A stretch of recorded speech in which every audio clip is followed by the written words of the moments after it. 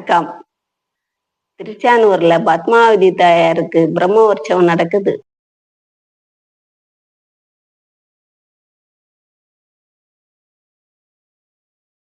கார்த்திகை மாதம் பஞ்சமி திதி நவம்பர் 25ஆம் தேதி செவ்வாய்க்கிழமை நடைபெறுது.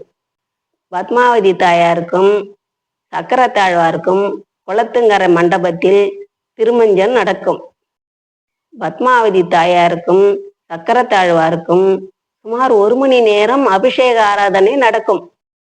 லட்சக்கணக்கான பக்தர்கள் குளத்தில் இறங்கி எல்லாரும் பகவான் எப்ப இறங்குவார் என்று காத்திருப்பார்கள்.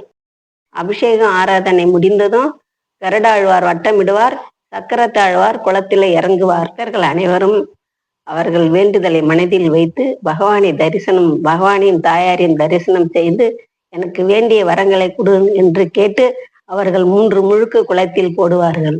அனைவருக்கும் தாயார் செல்வத்தை வாரி வாரி வழங்குவார். இந்த தகவல் தெரியாத நிறைய பேர் இருக்கிறாங்க. அவங்களுக்கும் இதை ஷேர் பண்ணுங்க. எல்லாருக்கும் நல்லதே நடக்கும்.